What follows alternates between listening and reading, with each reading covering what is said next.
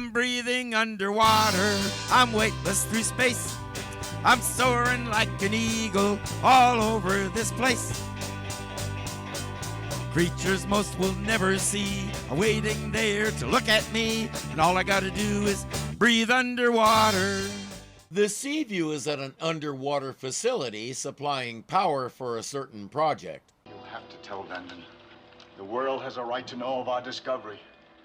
It won't be necessary to tell me now. I'll inform the International Congress and the UN Geophysical Headquarters. I was wondering how long you'd wait before returning, Mr. Vanden. And I'm wondering what you've been concealing from me and why. Subterranean-116. A new heavy element discovered and named by me. I didn't want to report it until I had more of an opportunity to learn its properties. Mr. Vanden is the head of this project. The white-haired guy is Paul, and sunglasses is Omer. He's the titular mechanical man. He's an android that Paul and Vanden created for this episode, I guess. I don't think we ever hear the reason they built him. Vanden wants to know about this new element. Omer says, "Follow me and I'll show you."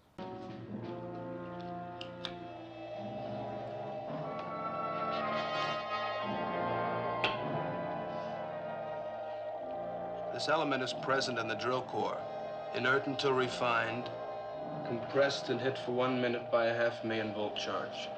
And then? You may see for yourself, Mr. Vanden.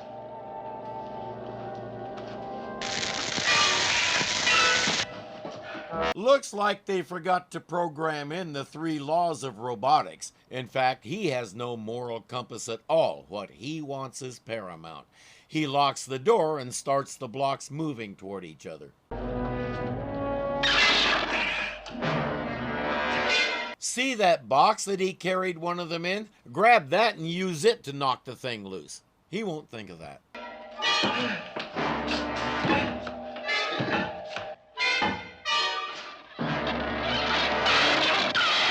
I won't let you do it! You can't!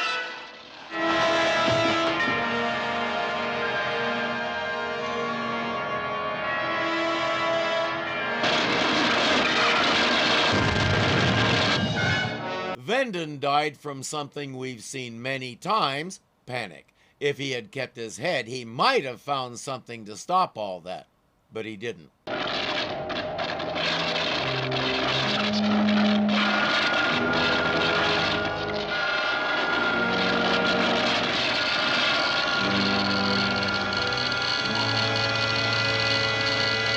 I guess that's supposed to be a big reveal, but the episode is called The Mechanical Man, and he's acting like a robot, so it's not much of a surprise. That's a very good prosthetic, though.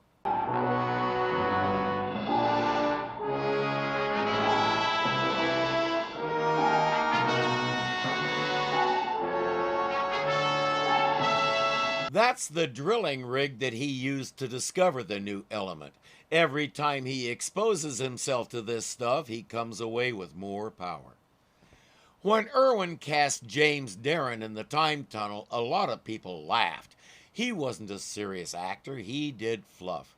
He fooled them all, and the time tunnel is almost as popular today as it was when it appeared. Irwin brought him back in City Beneath the Sea, which we will be checking out at some point. Irwin saw something the others didn't. This guy has talent. Right now, he's just plain scary.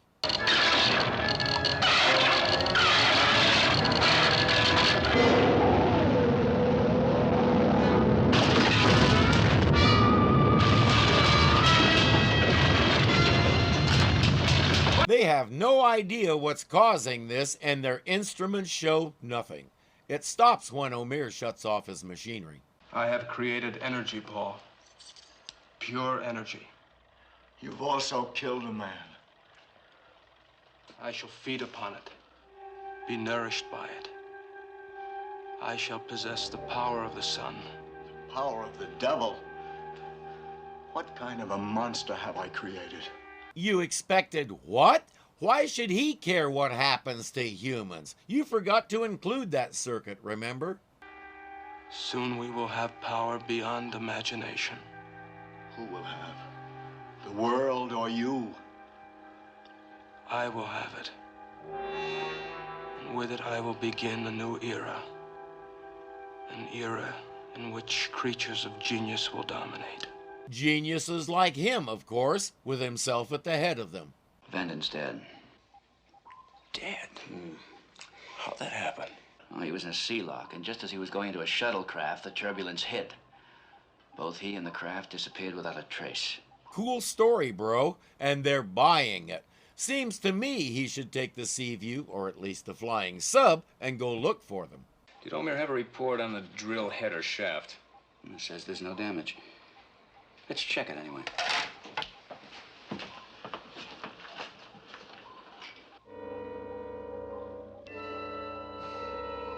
More bad news. The shaft pressure's right on the red line. If it goes into the red, they're in danger of an eruption.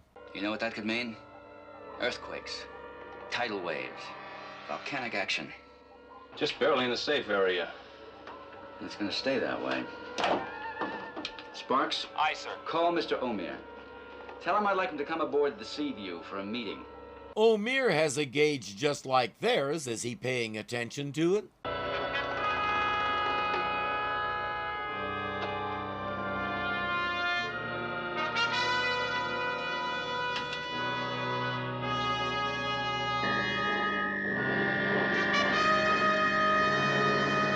He may be paying a little too much attention to it. He doesn't care about eruptions and all the rest. Captain Crane will want me to stop drilling if the pressure goes beyond the red line. That would deny me the only source of S-116. And that I won't permit. You won't permit? Well, I won't permit you to do anything so irresponsibly dangerous. Won't you, Paul? It's possible he's rethinking this. Omer has arrived on the Seaview. I think you worry too much, Captain. I've got a lot to worry about, Mr. Omer. I've just made up some data sheets. Pressure readings at various depths. Speed of drilling. Earth response. You're very thorough, Captain. And what do they tell you? We'll know shortly. Run these totals through the computer. I want to know the shaft pressure we can expect 12 hours from now. You didn't do that before he got here because... May I see them?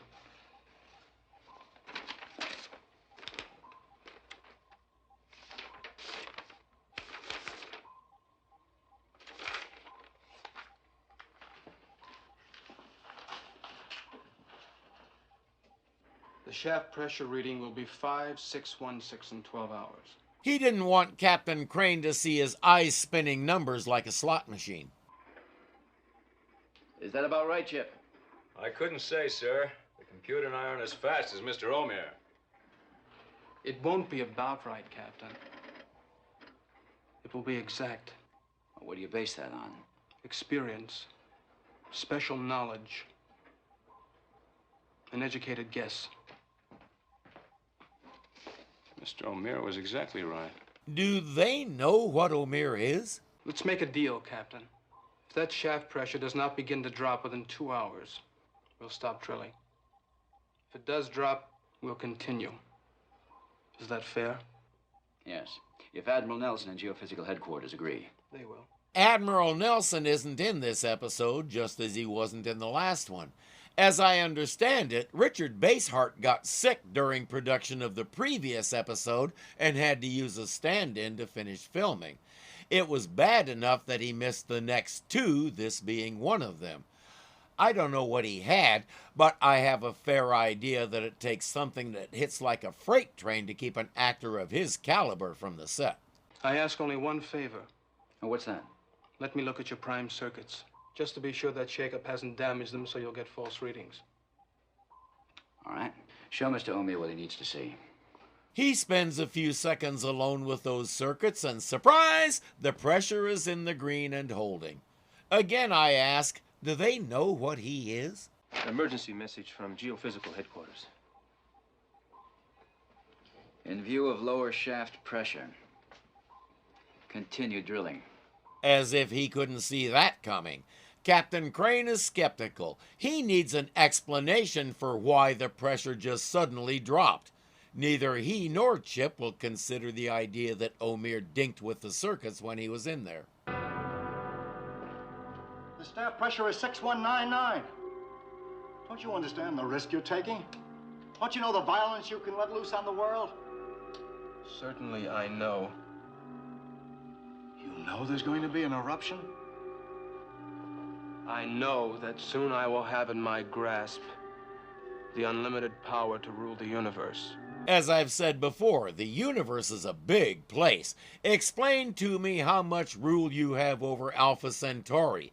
And if there's anybody there, how they know you're their ruler. Have fun telling them, since any message you send them will take over 4 years to get there.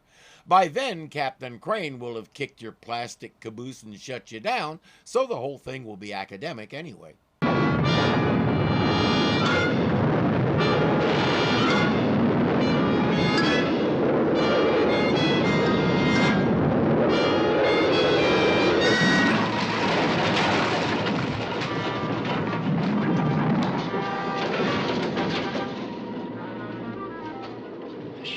Still in the safe area. Check the wiring, Captain. Something is obviously wrong with the gauge, because that there's what we call an eruption.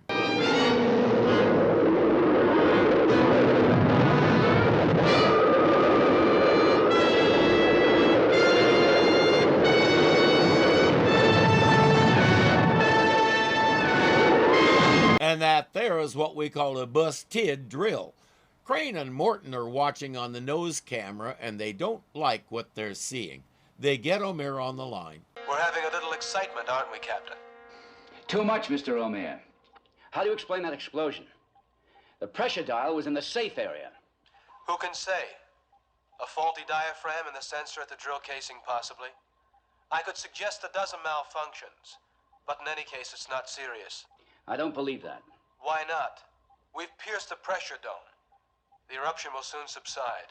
I don't believe that either. He thinks they've pierced the Earth's mantle and tapped directly into the molten layer beneath it. And if you were right, what do you think could possibly happen? I can only guess, and I don't like what I'm guessing. Tidal waves, earthquakes, volcanic eruptions across the world. I intend to plug that shaft. You have no authority to do that, Captain. And you'll never get it from geophysical headquarters. That shaft is still going to be plugged. Omer has Paul working to refine his element. He's explaining for the squillionth time the kind of power this stuff will give him. Paul should invent some earplugs for himself so he doesn't have to listen to it again. I shall...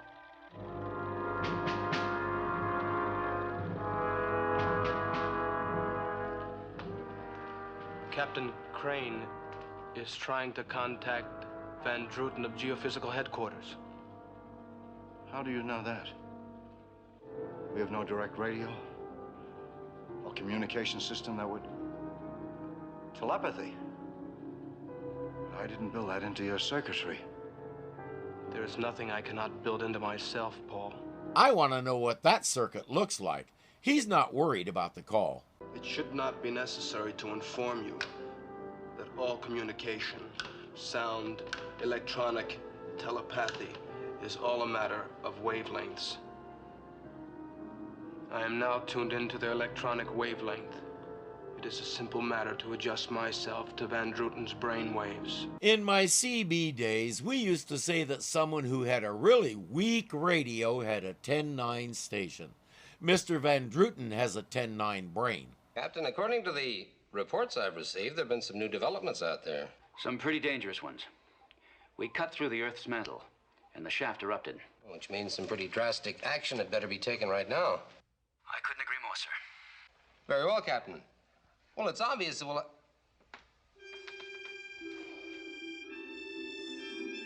Suddenly, he reverses course and even pulls rank, in a manner of speaking. Captain Crane insists they have to close the shaft. But there must have been repercussions somewhere as a result of the eruption. some minor earthquakes have been reported. Mount Lassen in California showing signs of increased volcanic activity, nothing beyond that. The contiguous United States experienced 2 volcanic eruptions in the 20th century. One was Mount St. Helens, otherwise known as my mother-in-law, in 1980 when I married her daughter. The other was Mount Lassen in 1915. Lucky for humans, Teddy Roosevelt had already declared it a national monument, which meant a good area around it was off limits for things like building. The ecology of the region went to pot, but nobody was seriously hurt. It spewed a lot of ash, but that didn't do any harm that I was able to find. Still, if it's talking about blowing again, pay attention. But what further proof do you need? That's up to us to decide, not you. Any unilateral action on your part, and you'll be up on charges in the UN. That's all, Captain. Oh no, not the UN. They're gonna yell at me. O'Meara just went into the chamber to add even more powers. Paul decides to take a chance. Seaview, this is drill control dome. Seaview, this is Paul Ward at drill control. I must speak to Captain Crane at once.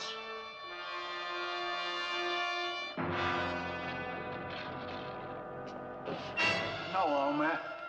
Surely you're not asking pity from me. Drill Control Dome, this is Captain Crane. Over. I'm sorry I called him, Omer. I'm truly sorry. This is Captain Crane. What is it you wanted? That may be the first real mistake O'Meara has made. Letting that partial call go through is going to make Captain Crane even more suspicious. In fact, he's getting ready to go down there as soon as some damage to the flying sub is fixed.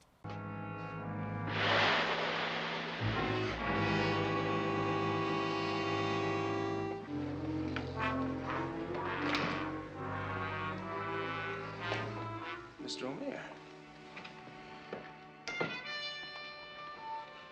How did you get in there? Where'd you come from? Drill Control Dome. Come on. Without diving gear? Maybe he left it in the escape hatch? And you're dry. Hey, James Bond did it. No reason James Darren can't do it too. Radiant heat has many uses. In a pinch, he can even use his hand as an iron. I'll have to tell the skipper you're aboard. That won't be necessary. I'm afraid it is. No unauthorized personnel are allowed on board. I said it wasn't necessary. Okay, you made your point. The latest in the series of holocausts springing up all over the world is the eruption of Mount Vesuvius in Italy. Fujiyama in Japan has also become suddenly active. A major earthquake has shaken the Philippines. Tidal waves and hurricanes have caused widespread destruction and many deaths. And as of this moment, there's been no definitive answer to the reason why all these events... Here's something I don't get. O'Meara wants to rule the world, but he told Paul all this stuff is a matter of indifference to him. He wants to rule a world that looks like that? Van Druten won't even talk to us. It's too late for talk now. I'm going to close that shaft. Can you do it? I think so. A charge of heavy explosive in the instrumentation cave, right against the shaft wall. That should do it. Riley. Yes, sir. Break out 3 MZ bombs and lay them down to the missile room on the double. Aye, aye, sir. 3, sir? 1 could blow up a battleship. 3. Aye, aye, sir. Sorry, Captain. I can't allow you to blow the shaft closed. Captain Crane says, cut their power and drop the cable. I don't need your power, Captain. I have my own.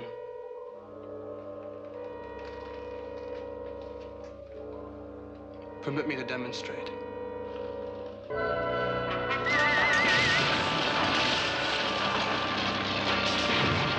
He blasts a couple more panels and the boat starts rocking. Yeah, he's doing that. Why?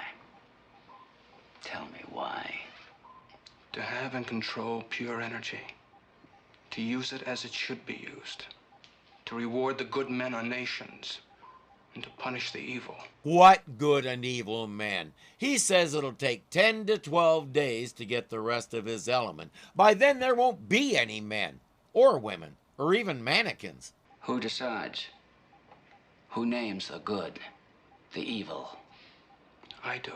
I like to think there's no such thing as a dumb question. I stand corrected. Chip, he's got to be stopped, destroyed. Riley, get those mines rigged and ready to go. Aye, aye, sir. Chip, get a diving party together. You'd better lead them. We'll suit up right away. Now, Chip, look. I don't know what powers O'Meara has. You might be spotted leaving the Seaview and killed. You realize that? Gee, thanks, Captain. That makes your orders so much easier to handle. We've got to find something else for him to do. Like what? We'll lower the diving bell. While he's busy with that, you and the others make a try for the cave. He'll take Kowalski, who insists he's fine after that zap Omer gave him, and Jensen, the expendable extra. Crane gets Omer on the line. You know you can't change my mind. I have to try. You also know this talk is a waste of time. Obviously, you're calling to hold my attention while you... So, that's it. You're using the diving bell to release frogmen who will enter the cave with explosives. You can forget about it, Captain. Omer's second big mistake, he took the bait. While he's blasting the diving bell, the divers head out, keeping the Seaview between him and them. They've reached the spot they need, but the cave is a little bit wobbly.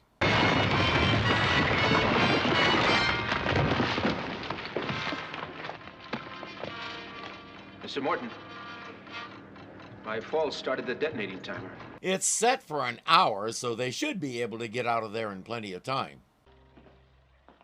Your time of paralysis is over. There's work to do. Captain Crane impressed him. He thinks he might make a good prototype for his new order of humans.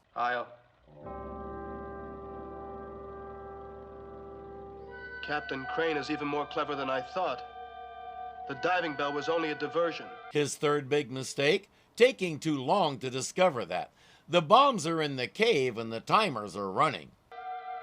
He sent men into the instrumentation cave while I was busy with him and you. But you built me to think ahead, to prepare for any eventuality. So,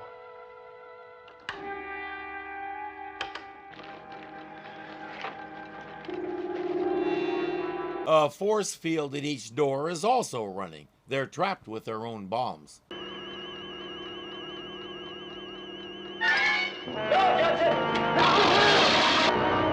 That was a combination of good old panic and the curse of the red suit.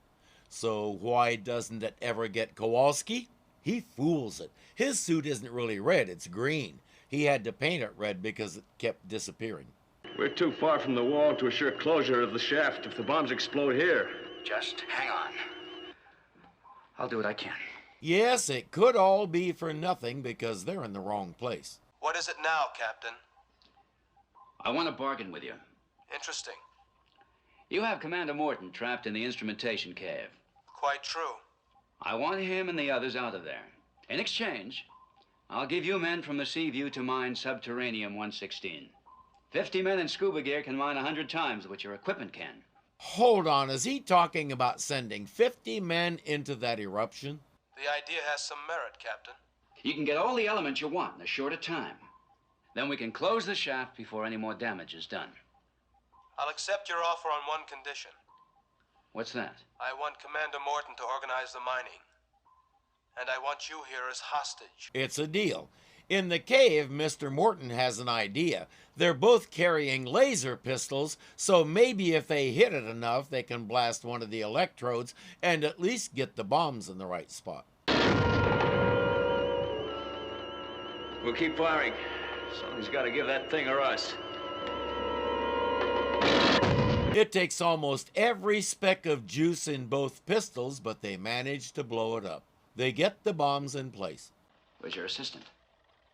Paul is in the reaction chamber, preparing the materials for an experiment on you. What experiment? I came here as a hostage. No, Captain. You came here in an attempt to destroy me. However, any question of combat between us is purely academic. Let me demonstrate. He talks about what a genius he is and how superior he is and how he's going to make something better than a human out of Captain Crane, and at heart, or whatever, he's just another bully. He gets his kicks hurting others. He drags Crane into the reaction chamber and puts him on a table. He has an electronic panel similar to his own that he intends to transplant onto the Captain. He tells Paul, bring in the Subterranean 116. This is the end of it, Omer. I'm taking charge again.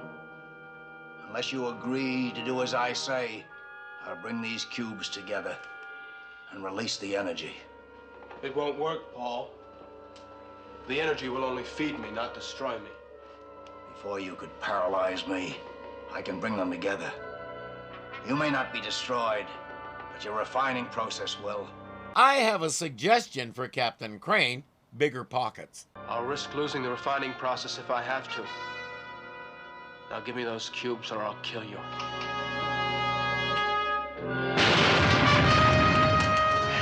Those glasses, destroy them! Get out, get out! Close that door!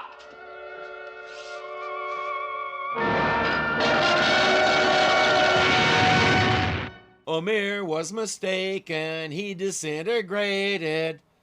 Captain Crane won't forget to do this. Hey, it's gone. How'd it happen? 10-1 to Skipper. Let's move. I told you they had plenty of time. Everybody is back on board.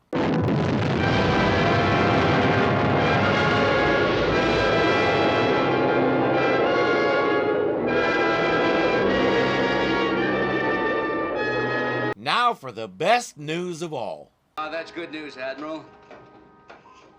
Thanks. We'll expect you back shortly. Admiral Nelson, he's due to arrive in the flying sub any minute.